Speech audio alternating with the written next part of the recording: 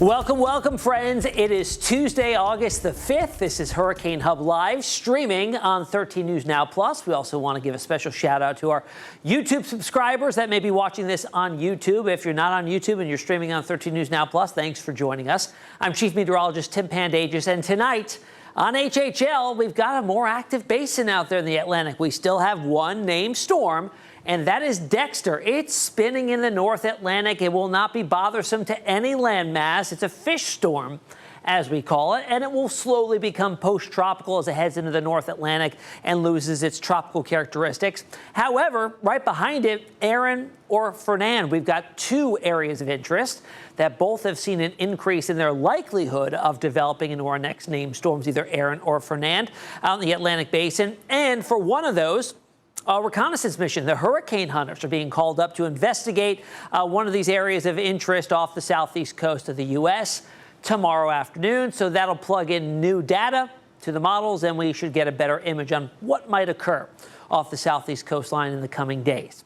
In regard to hurricane season, we're beginning our ascent to the peak of the season. By the time we get towards September the 10th, you see there's a marked increase in activity overall based on past hurricane seasons in the month of August.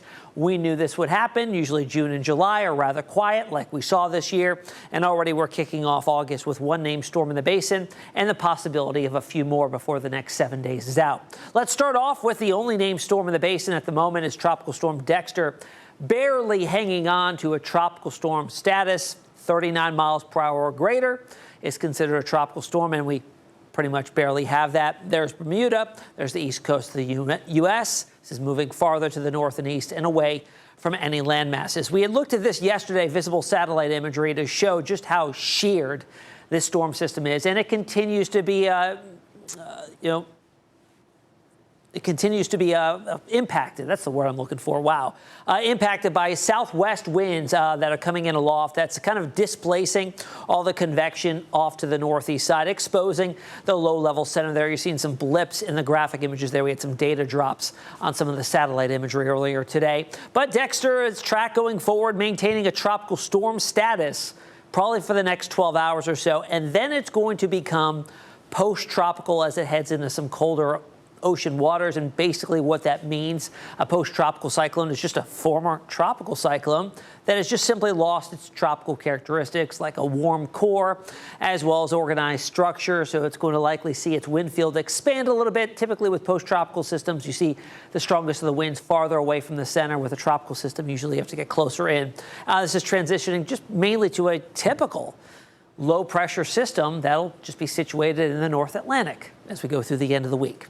Elsewhere in the basin, not much else going on that you can see really from looking at satellite imagery. However, we do have two areas to watch that are areas of interest. They have not been tagged as investigative areas. They likely will be soon, probably after we see the Hurricane Hunter aircraft fly into this developing area here. Now, this is the same stalled, washed out boundary that spawned Dexter.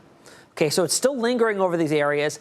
Sea surface temperatures in this area are very, very warm. You've got the Gulf Stream kind of replenishing that warm water from the south, coming up through the Florida Straits and through the Bahamas, bringing that warm water. So it's got plenty of fuel. Overall, environmental conditions are marginally favorable, which is why the odds have gone up a little bit, up from 30% yesterday to 40% today within the next 7 days. And notice within this hashed area, there's not much going on at the moment.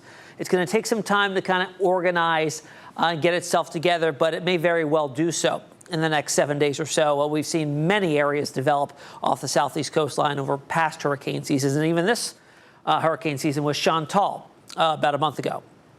Elsewhere, we've got another area of interest here. This has also not been tagged as an investigative area. This is one of our robust tropical waves that have emerged off the coast of Africa, an African easterly wave here. It's got a long ways to go, but generally trekking to the west and eventually northwest, possibly heading into the open Atlantic. Very large area here, kind of expands farther out you go, kind of like a forecast cone with more uncertainty in the longer range. There's a lot more area that it can travel. Some models take it off into the northwest, into the middle Atlantic, not affecting anybody. Some kind of track it a little bit farther to the south. Now, what will be more concerning here is going to be the wave that's emerging behind it and what models are doing with that one after this kind of exits and clears the stage left.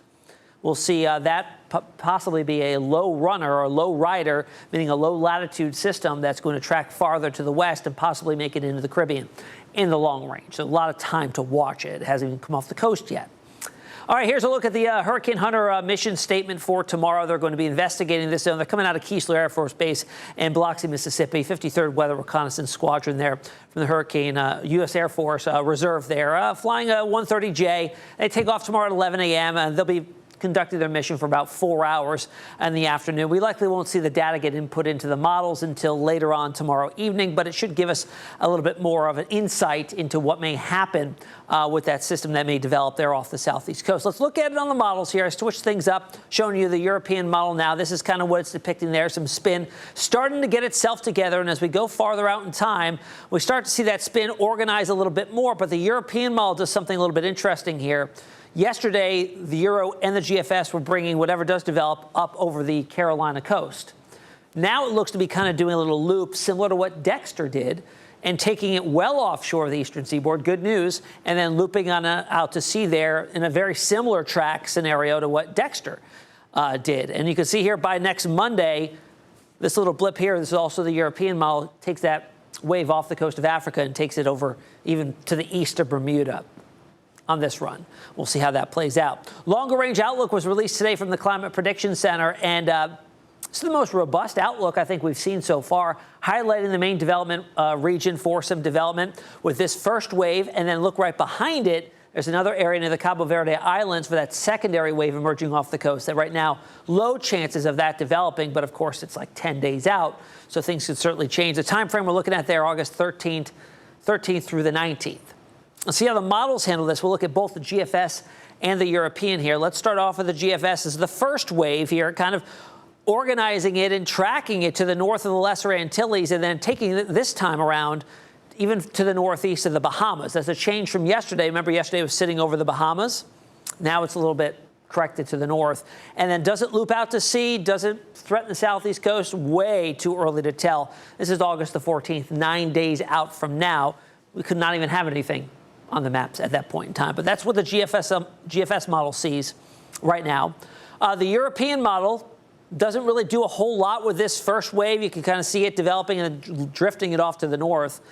The secondary wave, though, does start to try to develop, and that looks to be a low rider. Look how low latitude this is. This is almost towards the coast of South America, towards the ABC Islands here. It wouldn't be the first time we've seen a storm there. We've had several, especially earlier in the season like we are now.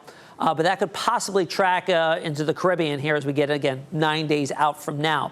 Now, the reason why the Euro takes the first wave and kind of loops it out to sea, it breaks down the Bermuda High. See a weakness in that ridge, and it shoots off to the north there. GFS not seeing that weakness in the ridge and kind of taking it on more of a west-northwest trajectory there. So we'll see how things play out. Let's compare the two models, and playing it right on through the next 7 to 9 days, not much. It's not until we get towards 10 days out from now that you see what we just saw on the GFS, highlighting the possibility here of something lurking off the southeast coast of the U.S. 10 days out, take this with a grain of salt. This is one run. Most likely this will not occur this way. It'll probably end up somewhere else, or maybe in the middle of the Atlantic somewhere, or maybe nothing at all. But it's just something to keep an eye on as we get deeper into the season. Activity tends to pick up. All right, let's go visit the Eastern Pacific right now. We've got one system out there, Henriette. That's a tropical storm at the moment, and another area of interest here developing possibly off the coast of Mexico. That's got a high chance of becoming the next named storm after Henriette. Right now, 50-mile-per-hour winds, showing you the track here because here's Hawaii. Possibility of this holding together as a tropical storm passing by just to the north and east of Hawaii as we get later into this week and into the upcoming weekend, which is interesting to see there. Pacific names, we're at Henriette now, so I believe it's Ivo will be up next with that area of interest there. That's now got a 70 to 80% chance of developing in the East Pac. All right, our tropical trivia question from yesterday. What's the most named storms formed in the Atlantic during the month of August? Was it 6, 8, 10, or 12? And believe it or not, there was 8 named storms in August in 2 seasons, 2004 and 2012. So both kind of recently. Look at the storms that made landfall on the U.S., several. 16 named storms here over those 2 seasons in the month of August in 2004 and 2012. All right, let's get to today's question. In what month have the most Category 5 hurricanes formed in the Atlantic Basin? Was it in July, August, September, or in October?